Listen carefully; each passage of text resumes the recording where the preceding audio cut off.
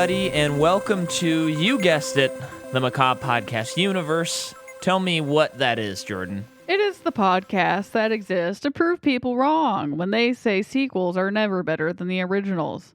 That is correct, and we are in the conglomerate that is the DC Extended Universe. 'Tis true. 'Tis true. 'Tis true. Verily I say, this is gotta be, not just in terms of quality, but I think this is maybe the weirdest series we've covered. Yeah, I concur. It's is all over the friggin' place. And it is a rare thing where I just every movie it's like this could be okay, so let me set the table a little bit here.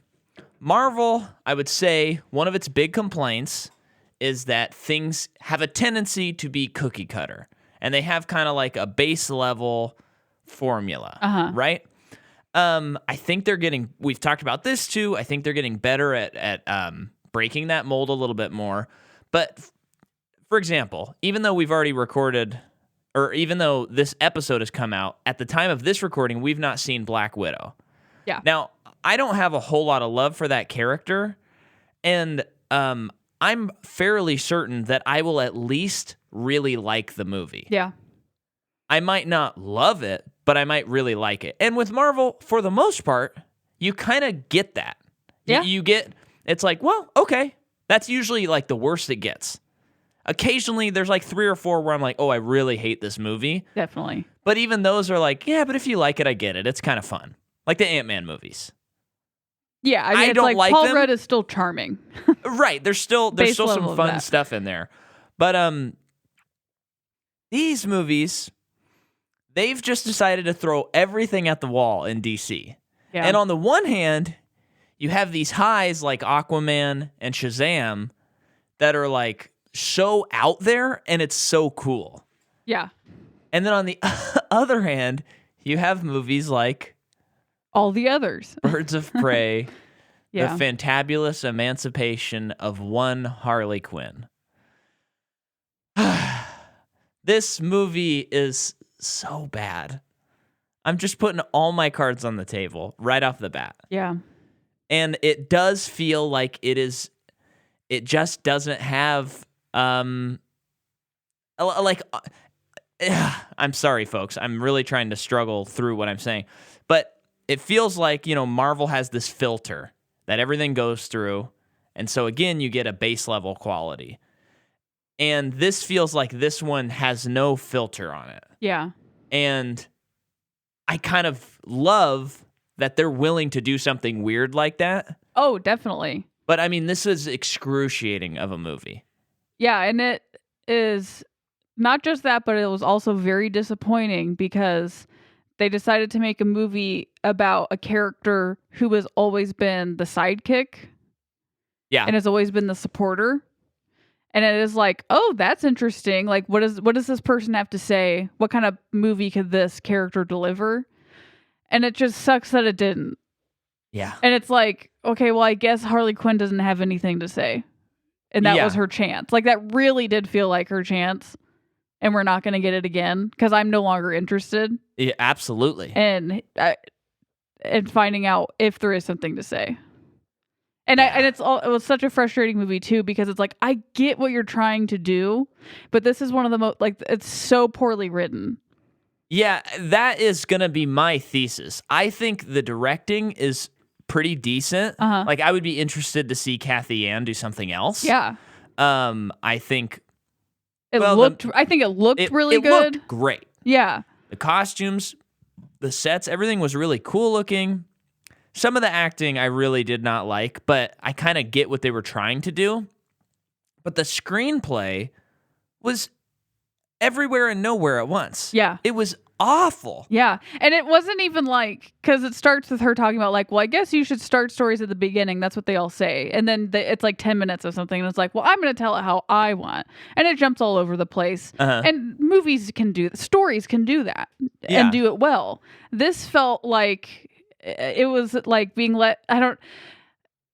they couldn't. You can tell stay, folks we're struggling to put into words what we think they about couldn't this movie. stay on a topic, and when they would do something like explain something like 10 minutes for 10 or 15 minutes and then go back to like the present, it's like I don't know what that says though. I don't know like what that does for the story necessarily. Yeah. And it's obviously an ensemble cast movie, but the ensemble doesn't band together until the last fight scene. Yeah. And the whole time, so it is mostly Harley and then mostly Black Canary. I forget her other name, but like it just is like the whole time there's this huntress character that's killing people, and it's like, okay, cool and mysterious. And then they introduce when she gets there, she's just really not very cool in the end. And she's the veil, when it's torn off, it's completely like, kind of liked it when you didn't say anything. And I know that sounds really mean, but just like it didn't feel like that was the actual character. Yeah. And so when they get the time to like all band together and start working together, they hadn't been working together the whole movie. Yeah. So there's no like actual chemistry that I can feel between them because they haven't gone through anything together. Yeah. I feel like that's the whole ensemble thing is they have to go through things together. Yeah. Well, so let's back up a bit. I remember seeing the previews for this movie. So it came out in 2020. And seeing it in 2019, and I was like, the title of this movie is one of the worst movie titles I've ever seen. Yeah. Because it is titled, the technical title of this movie is Birds of Prey. Well, actually, let me make sure I don't mess anything up. And the Fantabulous Emancipation of one Harley Quinn. Fantabulous is in the title of this. Yeah. So that's already, I think, to your average moviegoer, when you see that title, you think, whatever, I don't have time for this. I'm going to watch something else. Yeah. Honestly, I think that is a huge problem with this movie. If the title was not that, this movie would have made a lot more money, I think. But, so this movie is called that. And I see this trailer, and the trailer visuals, I'm thinking, I like the visuals, but I kind of thought, man, this looks really bad, though. Really bad. And every time I'd see a trailer, I'd go, oof. Why, and this is right after Joker came out too. So I'm kind of like, I just don't care to see a villain movie again. Yeah. I think I will in the future, but I'm just kind of she's like, even more interesting than Joker because she's like she's obviously a villain. She's always, I haven't read any of her comics, but I know that she's a villain. Mm-hmm. And, but because she's always like, her character is like based on being motivated by Joker. Like whatever a man does, she's following it. So it is interesting to come up with a movie story where like they've broken up. So now it's just her. Yeah, I'm interested in seeing that story. And I saw it. Well, and it was, you did and you didn't. Yeah. Because I don't think they delivered on that story. Yeah. But yeah, I saw those trailers, and then there was enough people that I was seeing online mostly saying, no one was saying like, this is a great movie, but people were saying, this is a fun movie. Yeah. It's a fun time. And so I thought, maybe we'll like this. We're getting ready to watch it. And I'm kind of going, yeah, I'm going to love this movie. This will be like, it won't be as good as Aquaman and it won't be as good as Shazam, but this will be one of my favorites of the DC. That's what I'm thinking. I'm going in with that mentality. If you go into it with that, seriously, there's not much to be. Oh, I know. Yeah. I do realize that, which is, yeah. But, I mean, it was like 5 minutes in and I was like, oh, I really don't like this movie. Oh yeah, 5 minutes in. I mean, I don't remember the exact scene I turned to you, but there was a moment in the beginning when I turned to you and said, I would have turned it off by now. Yeah. And I have less patience than Micah for movies. Uh-huh. I will turn things off much quicker than you will. And I think that's not very good for me sometimes where I don't give something quite the chance, but it is like, I'm spending time out of my day to do this. Not just the podcast, just anything, any movie or show. And it's like, if it takes, when people say stuff like, you should watch this show, it really gets good at season 2. And it's like, so I have to watch 8 hours of something before I start enjoying it. That's a waste of time. Yeah. So yeah, there were several times in this movie where I was like, and I would have turned it off there, and I would have turned it off there, and blah, blah, the blah. moment for me was when she has like the vision of like a music video that she's in. That's when I was Jeez, that was kind of far I'm- in. I would have turned it off before that. That would have been my turn-off point. Yeah. The others, I was kind of like, okay, I don't like this, but what's happening? Yeah. It hasn't quite come together yet. Yeah, and you're kind of, because they're trying to do this, like, Snatch, basically. They're trying to do Harley Quinn, but it's Guy Ritchie's Snatch, Yeah. starring Deadpool. Oh, because of a diamond? And it doesn't work. Well, yeah, and it's all these different timelines, and they're trying to intersect and get this diamond. So it's the plot of Snatch. Oh, I didn't think about that. But that's right. And that's correct. That movie's told not in not chronological linear. order, and it is very much like, wait a second, hold the phone, let's go back. So this movie is just Snatch, but sucks. Yeah. So, there is that thing where you're going, maybe at the end we'll kind of have a reveal, which I think is what that Huntress reveal is supposed to be. It's supposed to be that, like, oh, wow, what a payoff. But then when you kind of, it's that stuff is revealed to you, it's like, why is she in this movie? Yeah. She doesn't affect any change. Yeah. Because when she finishes her job, which was her last person to kill was Zaz. Mm-hmm. Okay, goodbye. You did it. Good job. Yeah. So why would she stay? I mean, I know she was know. forced to physically because they were like cornered, but like, what? It's just too bad because I did really want to like it. Yeah. And I just really didn't. And it bummed me out. It was that bad for me. Yeah, me too. Where it bummed me out. And there's so many things I want to like about it. But it was like I said to you the other night, it's as if someone said, hey, I'm going to make you a really nice meal. And they go, I got a burger patty, I got cheese, I got onions, I got ketchup, and I have a homemade bun. And I go, awesome, they're going to make me an awesome burger. And then they go, here's your salad. And I go, what? Mm-hmm. This is weird and gross. I thought you were going to make me a burger. Yeah. No. They changed it into something weird and it doesn't taste good. There are like Harley Quinn comics though, right? Well, there's Birds of Prey comics. That there are? That is for like real? a comic book. They're like a for real team? Yeah. Same as like the Suicide Squad. Well, that sucks. Yeah. To know that. Because I'm sure it's pretty good. Maybe. I'm sure it's better than this movie.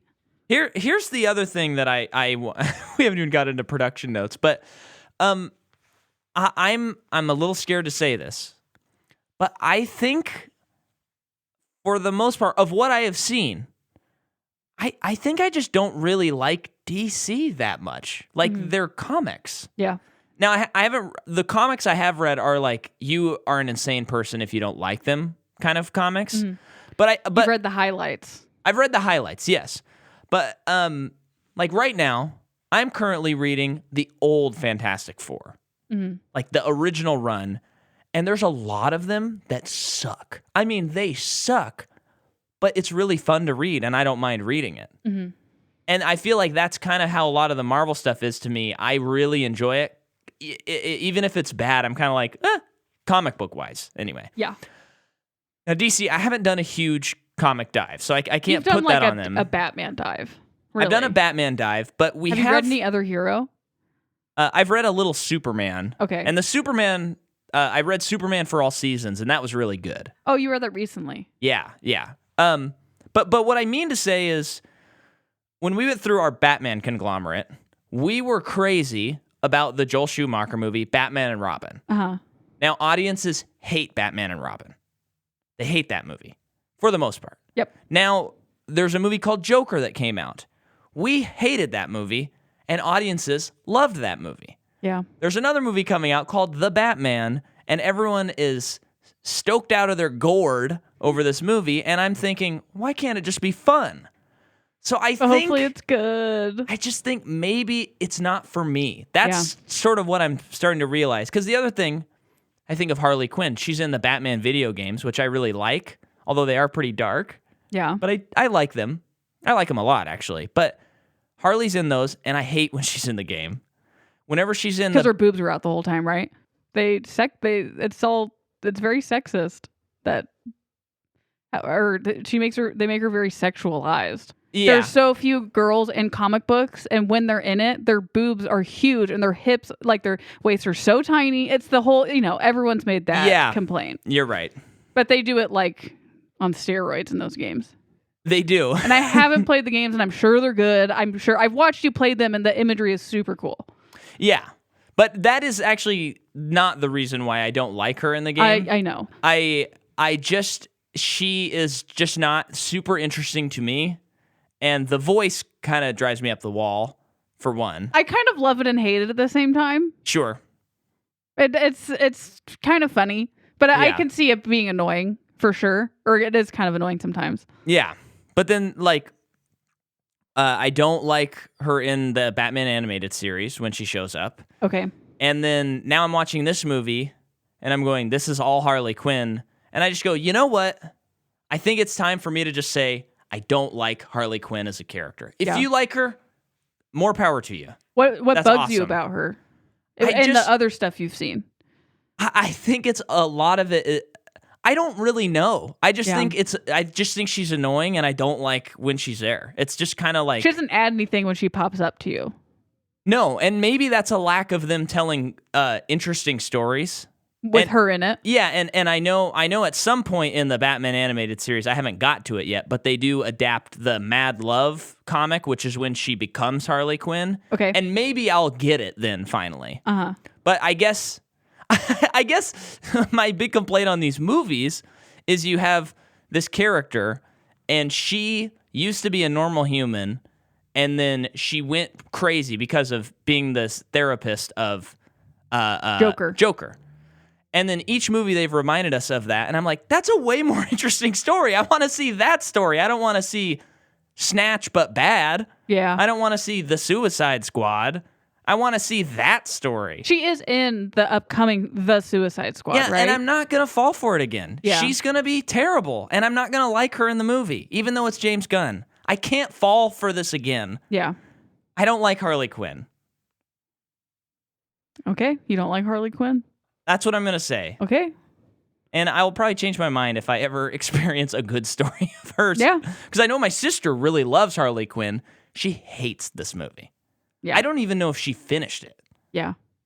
And so, I don't know. Maybe no one's quite done justice for her yet. Potentially maybe in the animated series that you just mentioned, but Yeah. So, and I know she Yeah. has her own DC animated show that's apparently really good. oh, but really? I don't really want to watch it. I mean, you probably shouldn't. I'm sorry, I got so heated. Do you like Margot Robbie? I love Margot Robbie. I Okay. think that's also a part of it is I'm like, dang it, I love her. And you're welcome on the show anytime, Margot Robbie. But I want to see you in something else. Yeah. So that's my pre-spiel before we even go into the movie. Yeah. You still tracking with me? I don't know if the listener is, but I'm still sitting here. Well, this movie's directed by Kathy Ann, who has done a movie called Dead Pigs. And then the movie is written by Christina Hodson, who wrote the Transformers movie Bumblebee, and she is writing the upcoming movie The Flash, coming out next year. Yeah. Now, we need to talk about this, Jordan. Would you like to take the reins since I've ranted long enough and talk about Christina Hodson making the screenplay for The Flash? I just don't think it bodes well. I don't think it's a good indication that movie's going to make sense, especially if it's a multiverse movie. Yeah. So, this movie had seemingly several different storylines, and it didn't really make sense. I never quite could understand, just latch onto something and like care about it. Yeah. So I'm not sure if that's going to be attainable in the Flash movie, which sounds like they're trying to make a huge movie for some reason on a character that they have yet truly introduced. Yep. Because they're rushing everything so much. It's how it feels. It's like we got to get Justice League out so fast. Uh-huh. And it's like, well, we don't have movies for all of these characters. Doesn't matter. We got to get it out. And then the first movie is going to be, it's going to be outshined by all the cameos that are in it. Well, I know. Because Yeah. it's open. So if you don't know, listener, they're making The Flash. They're adapting what's called Flashpoint, and it opens up a multiverse. And Michael Keaton is in this movie as Batman. Yeah. That when you see Michael Keaton as Batman, you're not going to remember anything Flash because you're just going to be like, oh, That's so cool. You can, so yeah, it's like, I mean, I don't think it's good to bring Michael Keaton as Batman in terms of distraction level, but like when you make a movie about like a character, obviously you got to have other cool, fun characters that the audience likes in it, but it's really about that one character. Yeah. And that's what this movie failed to do. It's not really about Harley Quinn. Yeah. Like it's sure she's telling the story, I guess, and I guess like all of it kind of starts because her and Joker broke up, but it doesn't like she I feel like she was not served well in this movie. So there is absolutely no way Ezra Miller is getting his due as the Flash in this movie. No. Or in that movie, and it's gonna be lame. Well, and the thing I brought up is, and hey, we're going to cover it when it comes out. Maybe we'll be egg on our face. Yeah. Egg sandwich on our face. Prove me wrong. But the director of the movie, Andy Muschietti, directed It, and that movie was really good. A good adaptation of a book. And then, when he'd made It Chapter 2, it was movie so bad. where the plot it starts getting way more intense, and it's a much bigger idea, he couldn't pull it off. And it was so bad that it made me think that the first movie might be bad. Yes. That's how much it soured me on the whole thing. So you have him who wasn't able to pull off a huge concept, having to pull off a huge concept, and then you add into that the screenwriter for this movie, solo writing credit on The Flash. Yeah. I don't see how it is not going to be a headache-inducing movie. Maybe it'll be their magnum opus. All I want is Aquaman, The Lost Kingdom. That's all we need. And then just shut down the new Shazam movie, just do Shazam and Aquaman and shut down the rest. And do a Cyborg movie. I don't know. Oh, well, yeah. I mean... I'm still interested in Cyborg. Yeah. Cyborg for president, okay? I'm just going to say it. But, yeah, it's going to be a train wreck. But what is the other movie she's doing upcoming? Just that one. Oh, I thought... As far as I know. Oh, what has she done in the past? Bumblebee, the Transformers movie. That's right. Which I've heard is actually good. But we'll probably cover it on this podcast someday. I don't even want to think about it. Well, it's certainly not on our schedule up to next April. So I can't even think about it. Okay, so the music is by Daniel Pemberton, and he has done the music for The Man from U.N.C.L.E., Molly's Game, and Spider-Man Into the Spider-Verse. Cinematography is Matthew Libatique, who did Pi, Josie and the Pussycats, The Fountain, a lot of Darren Aronofsky's cinematographer movies. Yeah, and cool. he did the cinematography for Iron Man, so we're going back to our very first episode. Wow. The movie looked good. Looked great. The colors were popping. Popping. Costumes? Popping. Action? Popping. Then we have February 7th, 2020 is when the movie comes out, and this is where it gets bad. The budget of the movie is $82 million. Okay. Cheap. Yeah. Cheap. Domestically, here in the U.S., it makes $84 million. Now, the pandemic is less than a little over a month away. Yeah. So that does play into it, but worldwide it makes $201 million. So worldwide? Yeah. Ooh. So it doesn't make its money back. They needed to make 250 to 300 to break even. Okay. And the theaters did shut down 1 month after this. So, you know, what's like a normal runtime in a theater for a movie like this? I think for this type of movie, it would be like 6 to 8 weeks at least. Yeah. So they got like 4 weeks. I think they got 5. Okay. But still, I mean, it wasn't. They should have made it back before that. You know, like Yes, because it is yes. a superhero movie. I don't think they would have tracked to make that amount of money anyway. Yeah. They might have broken even. Yeah. But certainly not made money. And the low start was blamed on the possible lack of demand for a solo film, and as well as the confusing title and the R rating of the movie. Yeah, the R rating I think really does hurt this movie because Absolutely. all there really is. I mean, there's F words. So easy. Just don't have F words. And then also there were like blood splatters. Yeah. Because the action was really good. The action was really, really good in this movie. But it wasn't bloody, gory, terrible. Of course, there is a little bit of like the Ewan stuff that's like, come on, that's just ridiculous, in my opinion. But it could have so easily have not been an R movie. Yeah. And I think superhero movies can be R. I'm not. Yes, I'm not saying that it can't be. Deadpool did amazing. Yeah. Although, I mean, you do have to wonder what the purpose of making a movie R is. For something that's like at the core for kids. Yeah. Or for a younger audience. But I mean, you make this movie PG-13, you made your money back, guarantee. Yeah. Because, like, just more teens would have seen it. Even if they didn't like it, they would have just been like, whatever, I have nothing to do this weekend, and seen it. So that's a big mistake. Yeah, I'm curious why and who and what those conversations were like. Well, 4 or 5 months earlier, I know they would have already been shot this movie, but like 4 or 5 months earlier, Joker makes $1 billion. So they're probably like, that's true. Yeah, sure. No, That's don't true. make any edits. Yeah. This is perfect. But by then they'd already filmed it. Yeah. But okay, so let's get into some of the other stuff. This movie was announced. They announced that they wanted to do a female movie for the DC universe before Suicide Squad even came out. Suicide Squad. And Margot Robbie was super involved. She's like the producer on this movie, and she really fought hard for it to be directed by a woman. Cool. Which I think is cool, necessary. I wish we had a better outcome. Yeah. Because so few women get to direct these types of movies. Yep. But I don't think the director is the problem here. Yep. And Margot was presenting and reworking this movie for 3 years before Warner Brothers okayed it. Jeez. Which makes me think there's worse versions of this movie out there. Yeah. Because I did these notes before we watched it, and I thought, oh man, studio meddling. And then I watched the movie and I thought, ooh, they should have made her wait 3 more years. I don't know. Maybe this is all it was going to be. Yeah, maybe you're right. Batgirl was supposed to be in the movie.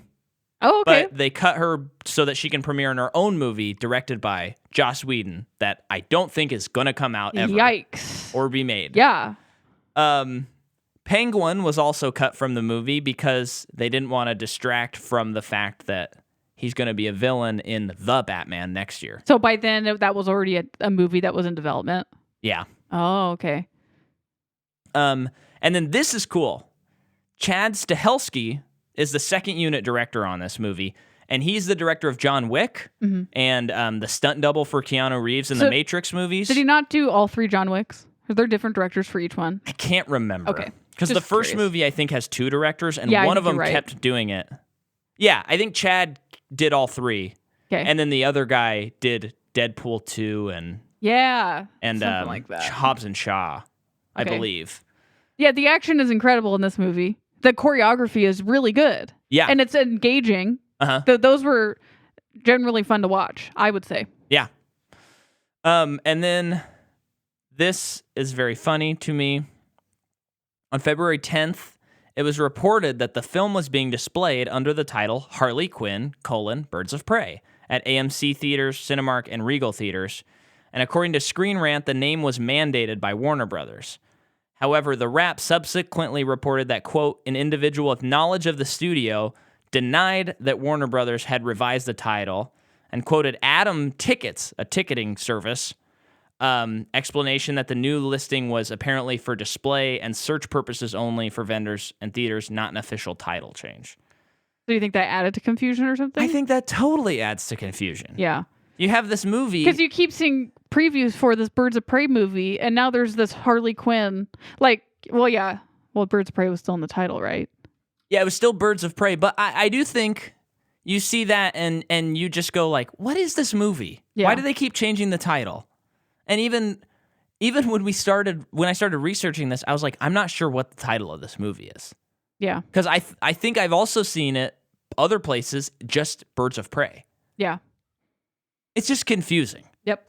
And you can't make it more confusing for a franchise that is as confusing as a franchise gets.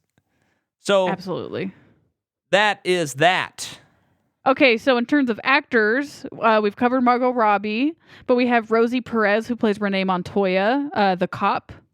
She's in White Men Can't Jump, Fearless, Untamed, The Road to El Dorado. That's fun. And then we have not covered Mary Elizabeth. We have?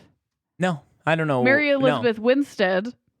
who is in 10 Cloverfield Lane, the perfect movie that is Scott Pilgrim versus the World, Death Proof, Sky High was my introduction to Mary Elizabeth Winstead.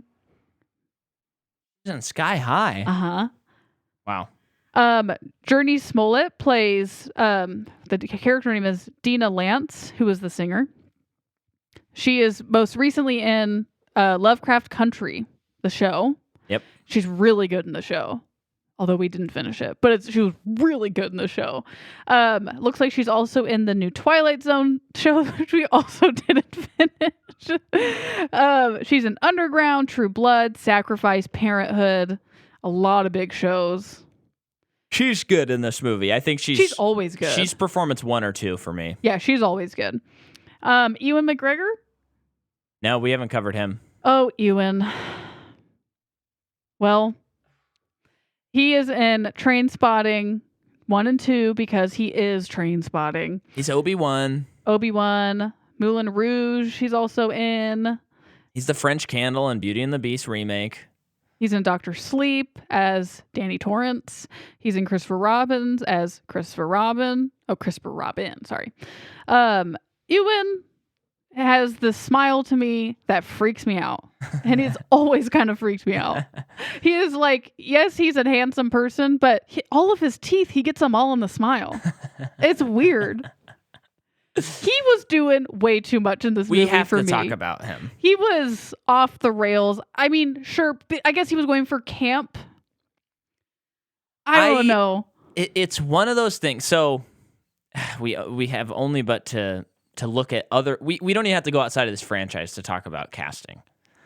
Lex Luthor, when I watch that performance, I go, I don't know what he's doing. This is madness. Yeah. I mean, I kind of get it, but it's just so off the mark. It's so crazy that it's like, how come no one reined him in? Yeah. This performance, I get what he is trying to do. I just think it's not successful at all. Yeah. You know what I mean? Because he's really trying to make it weird, and like he's very kind of like flamboyant and kind of a germaphobe, but he's trying to be like, yeah, because remember when she has a snot bubble, he's like, ew, gross. And he's like, cut her face off, ew. And he's very, like kind of, seems like he experiences OCD or something like that. And it's all this weird stuff that could amount to a villain that really makes you, and couple that with his smile, it seems like a slam dunk. He's maniacal. But it just doesn't work. Yeah. And I don't know how to express it any better than you watch this movie and you're like, whatever. Yeah. DC has a hard time with villains. Yeah. What do you got? You got Orm. Orm rocks. He rules. Orm's good. You got Dr. Sivana. Good. He rocks. You know why? Because we understand what they want. And such a way that's like, I understand why you want it. Yeah. Both of them. But then you have Steppenwolf, and it's just like, okay, your storyline was obviously cut out completely. Yeah. Because they're two different movies. And then you got General Zod, who I would say is very good. He is good. General Zod is good. General Zod's great. But Lex Luthor, awful. Horrible. Just like a train wreck of a character who is like one of the biggest ones. You got Enchantress from Suicide Squad. Oh my gosh. One of the worst. The worst I've ever seen in a movie. Absolutely. In a movie full of villains, she was the worst villain I've ever seen. And then you have the guy from Wonder Woman, who I think he's was cool, good, and then they made him bad by the end. Yeah, they went too far, So it ended up just being like, oh, you're just like all the other ones. Yeah. And you just need to stick with the Ocean Master. Yeah, and so here's what I'm confused about with this character, comic book wise, and you probably have not read a comic with this guy in it. Nope. What's the character's... The Black Hand or Black Hand. Okay, so is he just like a mobster? That's the impression I got. Okay. He's like a Wilson Fisk type or I always something. find it funny when someone in a comic book, and I know it's a comic book, but I always find it funny when like the person is just like a guy with a lot of money, yet he still wears a mask. Yeah. It just is kind of dumb. to me. And Yeah, the I guess you're theatrics, I right. just don't care Yeah, for very much. Especially in this movie when he puts on the mask and then he literally does not do one thing. How does this? Oh, he blows up in the end. Whatever. Okay, I'm moving on from Ewan. Oh, okay. Ella J. Basco, who plays Cassandra Cain, the girl who swallows the diamond. She is in Grey's Anatomy, Happy Land, Veep. Don't remember that. Teachers, a ton of shows. I mean, she's young. She's getting her start. Pretty bad in this, I would say. The character's bad though. Yeah. So She at the beginning I was like, this might be my favorite character. Then toward the end I thought, ooh, rough. Real rough stuff. Yeah. Well, everyone kind of ended up that way for me. I mean, we just finished watching Shazam, so it's like it's hard to go from Shazam child actors to this child actor. Yeah. So that's it. That's it. Well, what can you talk about Zaz? No. Yeah. Hold on though. Ali Wong is in this. She plays Ellen Yi, who's not in it very much. I think it's worth mentioning though. She was like the DA assistant. Mm-hmm. I think that they didn't do. I don't know, the Montoya character too. It was just like, cut this person out of this movie. I have no idea what she's doing. And it was not good. I was not even a big fan of the performance per se. So, but they said in the beginning when they were introducing her that her and Ali Wong are like exes. So they have a history. Uh-huh. And I just don't feel like they did that I don't know, spurred enough of the character. But also it's an ensemble. I know you don't have that much time. I just think it could have been done better.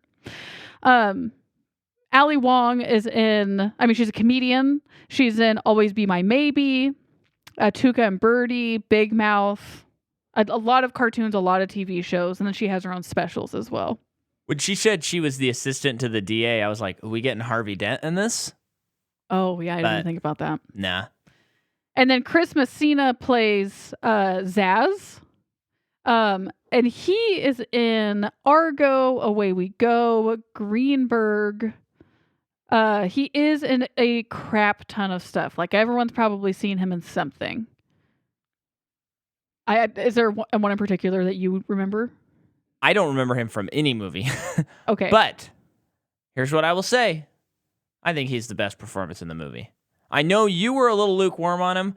I like what he's doing. I think he's weird. He got under my skin in the way that Ewan McGregor was trying to.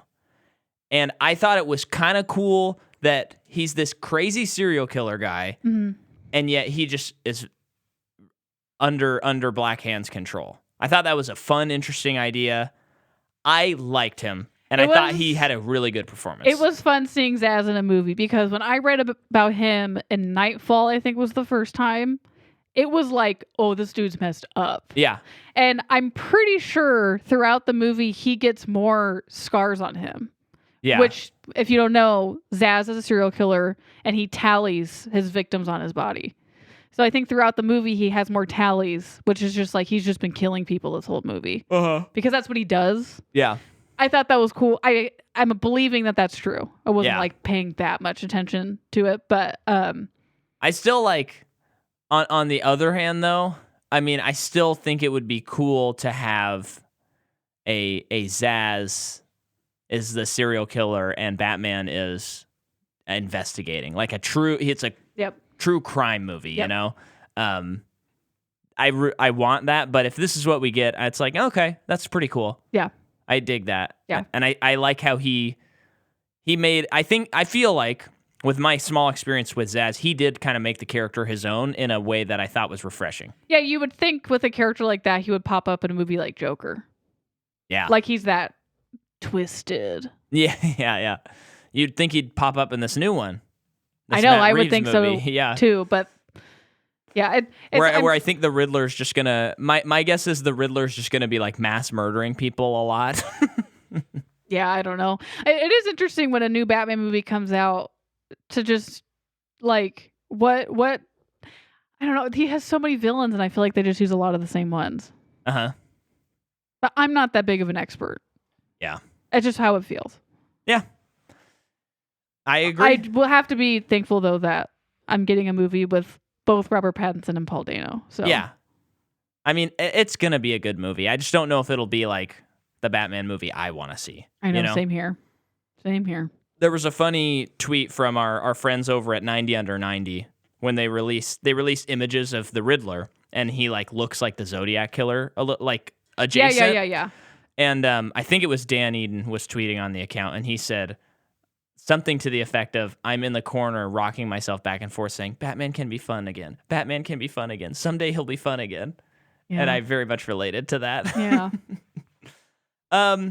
So the movie begins with a fun cartoon montage or cartoon Yeah. explanation thing that it was good, and I liked that. A very quick description of who she is and where she's come from and where she's at now. Yeah. And we're going to see, this is the first red flag of the movie. Yeah. There's nonstop narration this whole movie. Yeah. I couldn't believe it. Yeah. I know. I thought we were just going to get like a few minutes at the beginning and I know. then it'll cut. But it's like, ooh, we're in Harley Quinn's head. Oof. I don't want to be in that head. No. So you have this nice little cartoon scene. You go, okay, that's kind of interesting. And then we head to a bar where Harley's like, I'm done with Joker and I'm out, but I still benefit from people knowing that I'm with Joker. So I don't tell people, and she's just partying at the bar. Again, the visuals are really cool. We have this cool one-shot thing, kind of like in The Other Guys, where it'll go from one section of the bar where she's partying, pans over to the next section, and she's over there partying again, etc. She's getting trashed. Yeah. And she doesn't have a care in the world because people still fear her. Yeah. Because they fear Joker. And it's already like all the way out there, and it's crazy. Yeah, and so I know we're minutes into this, but it's like interesting. This is interesting.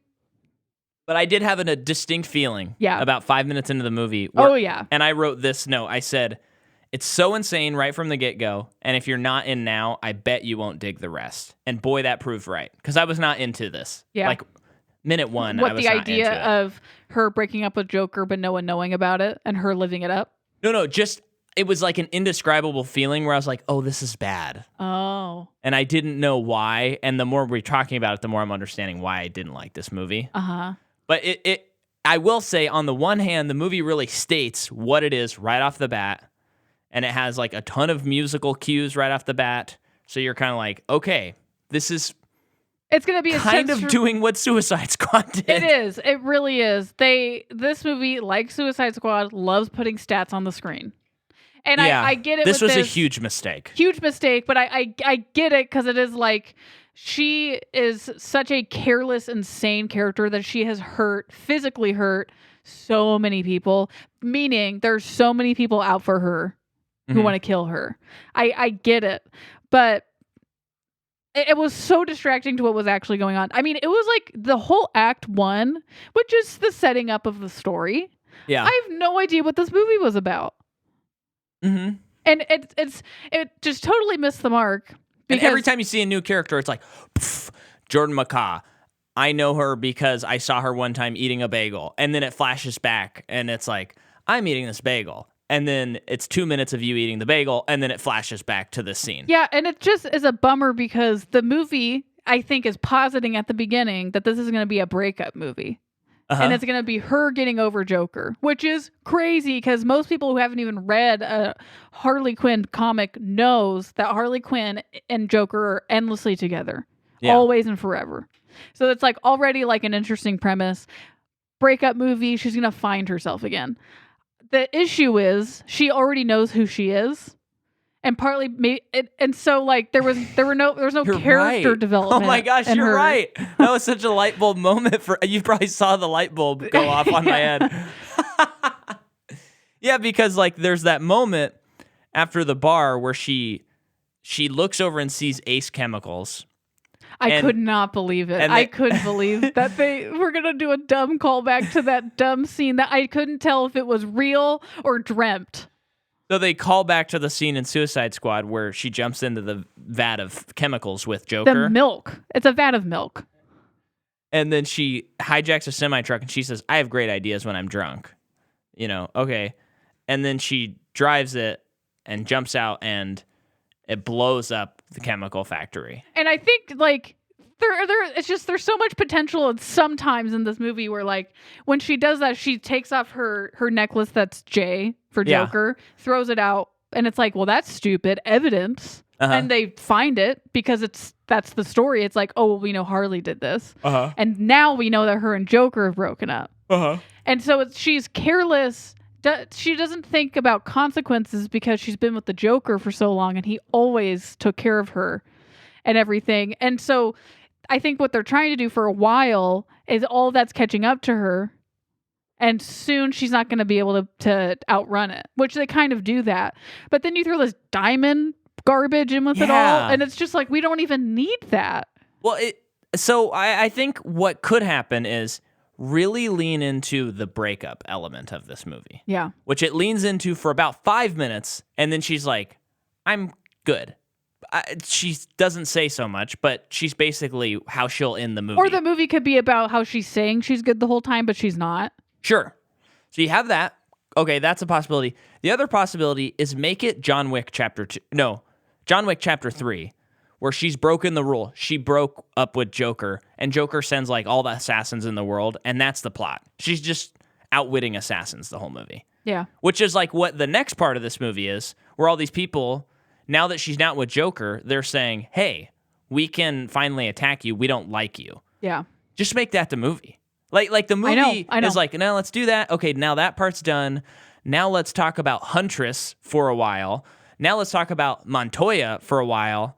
And it'll all sync up at the very end like Pulp Fiction. But it's not like Pulp Fiction as much as you think it is. Yep.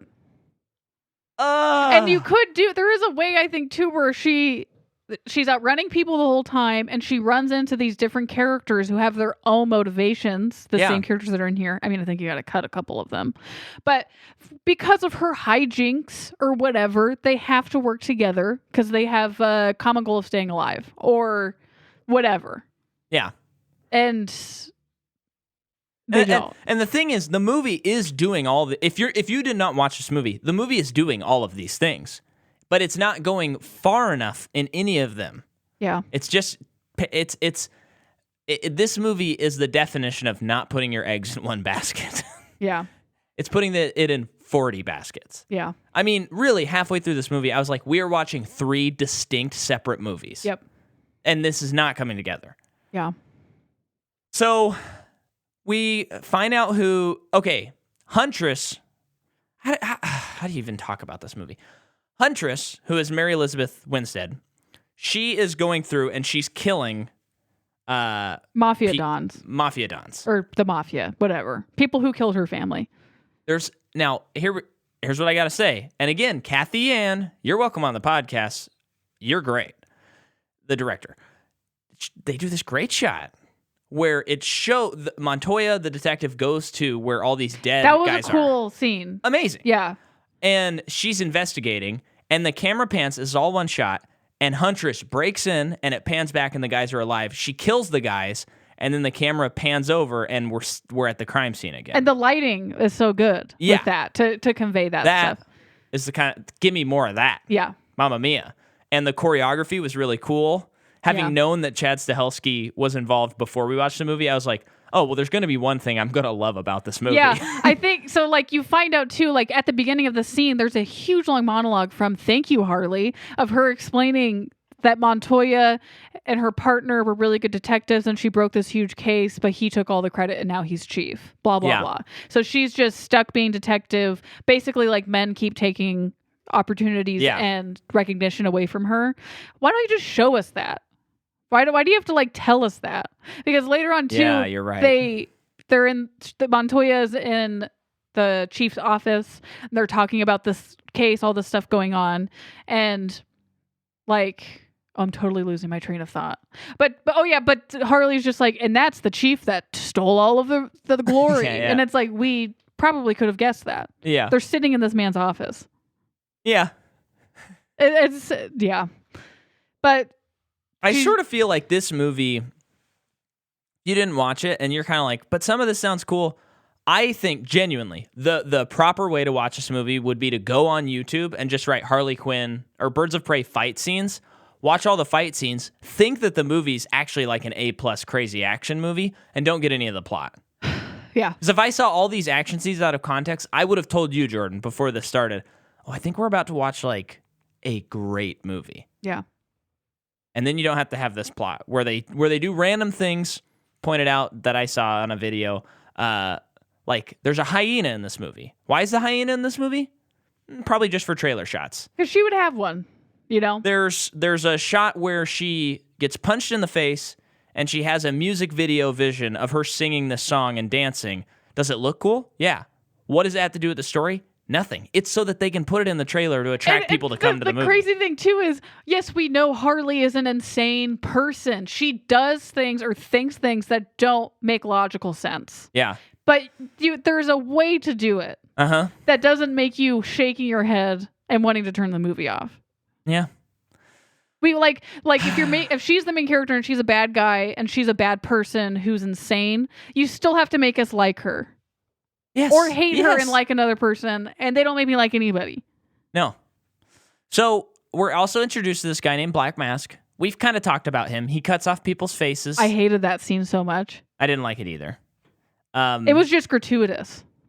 Yeah. And even if he does in the comics, even if he does, I don't know, it's gratuitous. And maybe in the comics they don't I don't know. Maybe they handle it better. But and it does a thing where it's like he does this whole scene and then Harley's like, let's go back 1 week. And then we meet Canary, or Black Canary. Yeah. She sings. She has a high-pitched sonic scream that's teased. And I'll have a huge, amazing payoff later in the movie. It's so funny to see someone in a Batman or a Gotham movie have actual powers. Yeah. It doesn't, it feels like, oh, no. Yeah. So she's, she becomes the driver for him. And then we're back at that scene again. And it's like, is that what we have to do every time something happens? Something develops in this movie, we have to go 1 week ago. This happened. Yep. I'm just kind of blowing through that part. But to add to that, at some point, Harley not breaks in, but she storms into the police department and starts like shooting people with like paint and glitter, beanbags, like to looks great because she's looking for Cassandra Cain, who has the diamond, who has swallowed it when she took it from Zaz, which we'll find out in 20 minutes when they do a flashback to a week earlier. A really long flashback, man. And, oh, man, I just don't know what to latch on to with this movie. The action was cool. Yeah. In that scene. And once the colors again, very cool. Really, I'm putting the Christina Hodson, you're welcome on the podcast as well, but I'm putting the blame. I think it's the script. The dialogue is also really bad. It's just atrocious. Like at one point, Harley and Cassandra Cain are at a grocery store shopping, and Cassandra Cain is just like, you were just like so grown up. Like, how do you do it? Come on, tell me. Woman to woman. What was that? That was a line in a movie. Delivered not much better than I did. Not really. They're after the Bertinelli diamond, which I'm hoping is a reference to Tim Burton. Yeah, Ellie diamond. That's cool. So Cassandra Cain is like a foster kid in a very troubled home who is a pickpocket, and she picks the pocket of Zaz, who has this diamond, and swallows it because she gets arrested by police and is like trying to strategically hide all the things that she's stolen. So she swallows the diamond. So she's taken off to jail. While that's going on, they get Harley, and Black Hand is about to slice her face off. Yeah. And that's when we get the dumb music video, whatever thing. But then... Which, hey, if Harley Quinn wants to put out a career in music and have cool videos like this, I think she could win some MTV awards. It's sort of interesting. I'm going to blow past. But she says that she'll find the girl. If she finds the girl, you don't have to kill me. This is, I feel like 45 minutes into this movie. It's so long into this movie, and finally she has something to do. And 45 minutes is a lot. I don't think it's that long. But, so she's going to find Cassandra Cain, but Black Hand has also put out a bounty just on Cassandra Cain. Yeah. So not just Harley, it's every other assassin or person who wants money is going after them. I get it. Why wasn't this established like Act 1? Yeah. This is like pretty far into the movie. Because If anything, like that, the whole diamond thing's the MacGuffin of this movie. But I still there is no character development, or there is no, didn't see a discernible reason for why Harley needed to change or wanted to change from the beginning, like in the thesis of this movie or whatever. So I don't care about any of it. Yeah. I agree. I don't care about any of it either. Yeah. It's hard to even remember what happened in this movie. Yeah. But she gets Cassandra Cain out of prison, out of jail. Yep, she does. Boy, does she. And they drive away in a minivan. Yep. They go to the Black Mass Club at some point in the movie, and you pointed out it looks like it was maybe designed after A Clockwork Orange. Probably not really. It just made me, it just was reminiscent. Very influence, I think. Okay. And I thought that was cool, and I wanted to make sure we shouted that out. She says that a Harlequin is nothing without a master, and this movie's attempting to prove that wrong. I'll just leave that there. I like that. I liked that scene. I liked that. I thought the acting was good in that scene. It almost had a point, and I just wish the movie paid off that thesis. I know, and it doesn't. That's the hard thing. And I feel like this part should have been more in the beginning of the movie. It's all a big, huge mess. But I like that scene because she's obviously not okay. Yeah. Her heart is broken. But that's one of the few times in this movie where she's actually mourning, grieving the relationship. Yeah. It's sort of like worse Deadpool, but has way more style. Yeah. Yeah. She looks at the camera after demanding the diamond from Sandra Cain. She's like, give me the diamond, give me the diamond. And then she looks at the camera. She sighs and is like, are you guys seeing this? Yeah. Yeah. And then they bring back to the apartment. There's the hyena. I feel like the set of the apartment is very Batman Returns. Is that what the movie's called? Oh yeah, Catwoman. Yeah, yeah. I like the set of that a lot, and it's one of the few times where it's like, this is a crap hole, and it's like, yeah, it kind of is a crap hole. What? I love this movie now. You did it. No, please no. But yeah, it's and then we finally get Huntress' backstory, and we find out that she was the daughter of the Bertinelli family that this whole diamond thing is about, which we didn't really discuss on this podcast. But her family was slaughtered, and that's why she is going and killing all of these people. She's got a personal vendetta to take down all these people. Yeah, and as a child, at some point in her life, in I think a Catholic she was school, in a monastery or something. She drew a picture in crayon of everyone that killed her parents, and she crossed them all off. Here's the issue with that too. They told us about this 5 other times. So when they take us back to this flashback, I was like, we know. We know what she's trying to do. Right here, they tell us that she's the daughter. Then later in the movie, when she comes back and kills Zaz, she's like, I'm Huntress, and I'm the person of the Bertinelli. And it flashes back to her in the monastery. I know. And she drew, as a kid, she drew them in crayons, and then she crossed them out, almost as if setting up flashbacks of killing people. As a child, she did this. She's like, one day I will look back and reflect on this piece of art. Yeah, we saw it when you told us that she was the Bertinelli. See, and that's a big issue with that character, because the whole movie, I mean, she's hardly in this movie at all. That's why I think you could argue that she should be cut. But she's hardly in this movie. She has her own sole purpose in this movie. And by the third act, she has accomplished her goal. And when a character has accomplished their goal, you get them out of the movie. They're done. Because she has not met any other character until this point. Therefore, she has no care or desire to help anybody. And then at the end of the movie, when you're trying to get me to believe that her, Montoya, and Canary team up together to fight crime, yeah, right. Even if that's true in the comic book, that was not believable. This is Huntress. She kills the people who killed her parents. I'd advise you not to mess with her. Oh, the katana thing. Yeah, seriously. I mean, it is pretty wild having watched all these movies so closely together. This movie is inarguably much better than Suicide Squad, but it's not nearly as different as I thought it would be. And it carries a lot of the same issues, which definitely leads me to believe that, I just don't like this character. Yeah.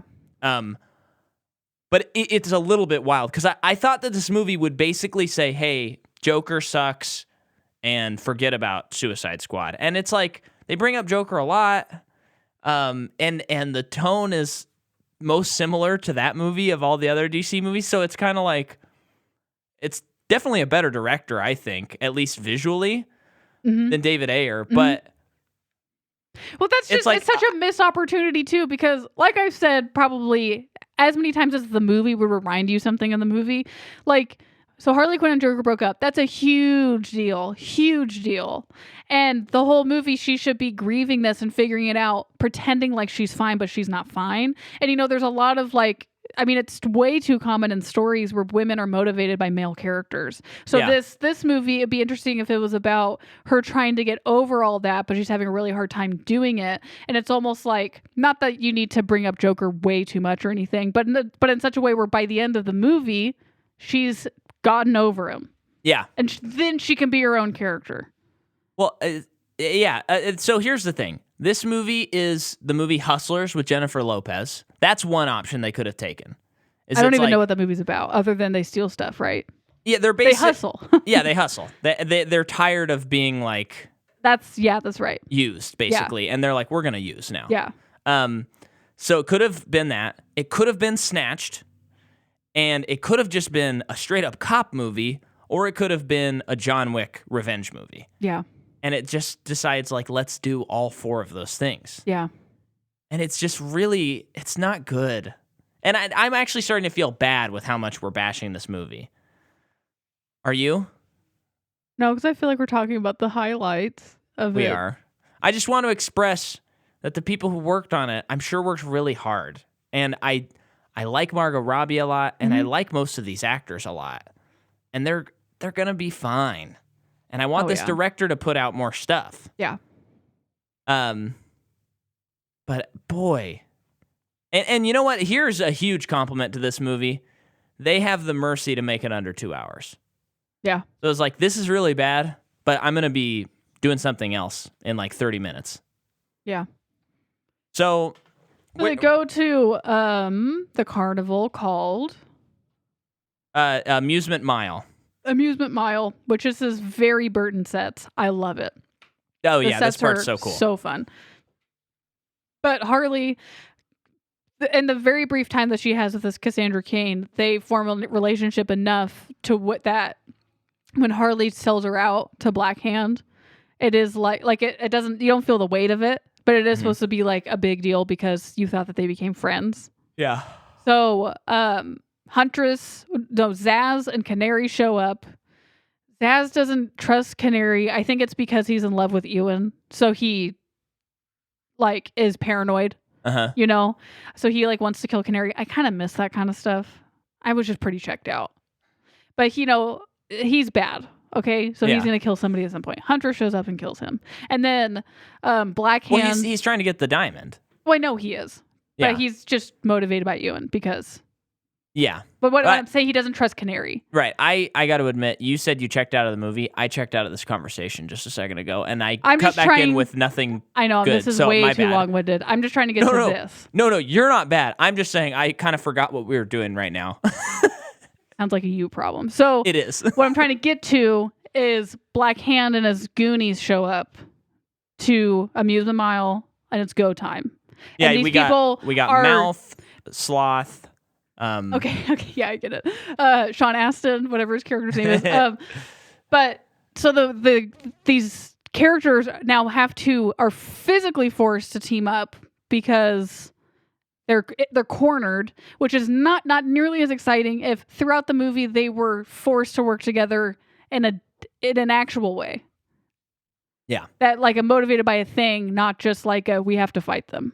But a little bit more in depth than that. But the action's pretty good here. The sets are really good. Sets are cool. Action's great. Canary's got lungs, man.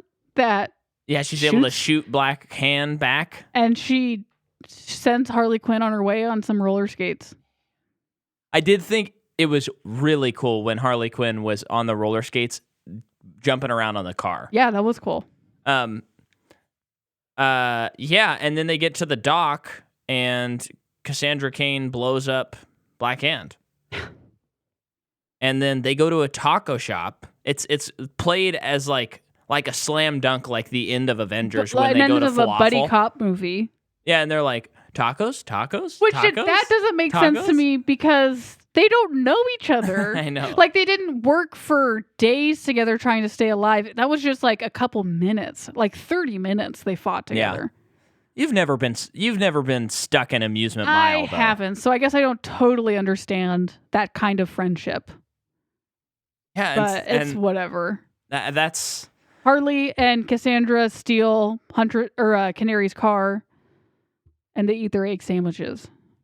Oh yeah, we didn't mention this movie talks about egg sandwiches so much. It made me hungry for one, I gotta say.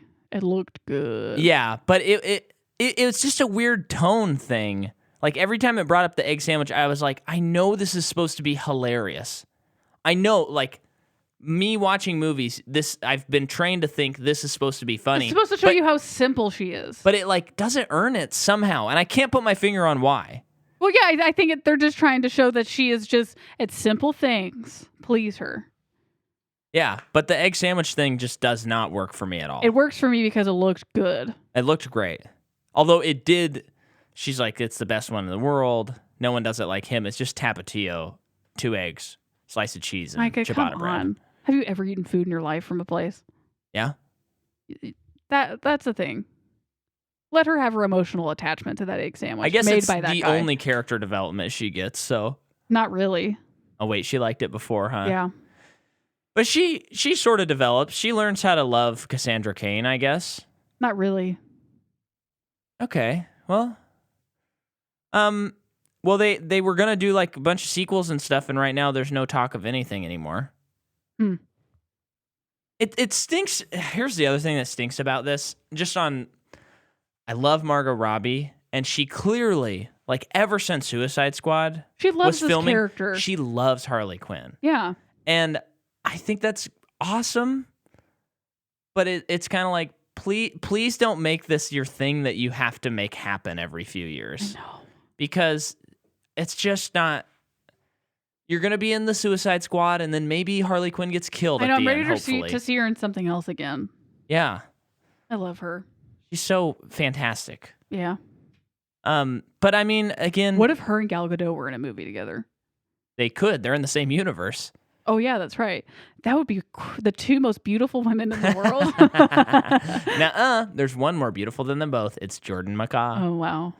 The My love is still lovely alive. life. My lovely wife, excuse me. Yeah, so that's Birds of Prey and the Fantabulous Emancipation of one Harley Quinn. Here's the deal.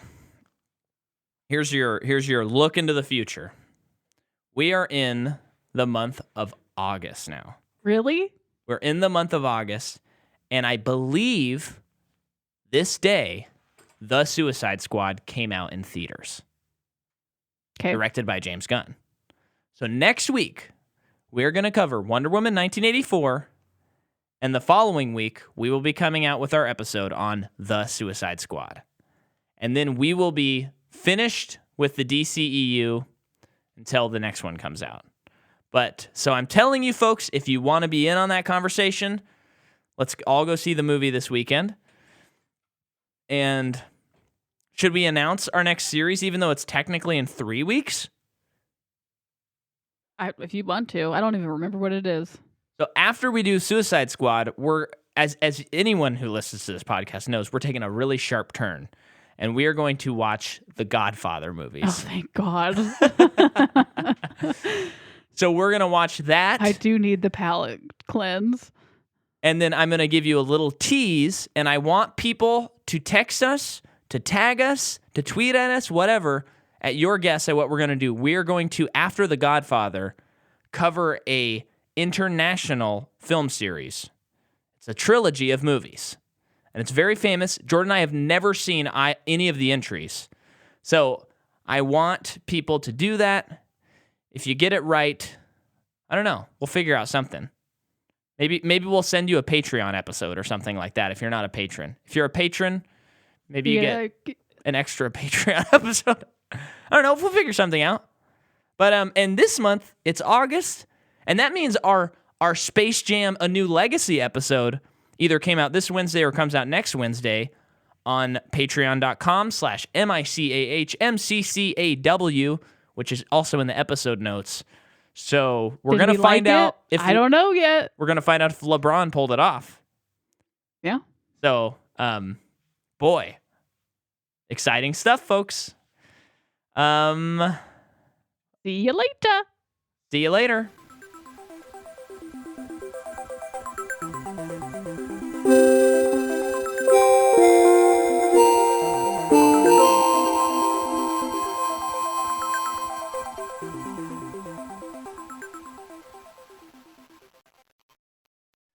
Well, and we do have to talk about this, and this is for real. This movie has a scene where it's showing like stats about Harley Quinn, and it says she voted for Bernie Sanders. Yep. Now, this will be like, Micah, you're taking this too seriously. It's just a joke. But it is so extremely weird to include Bernie in this universe. Mm-hmm.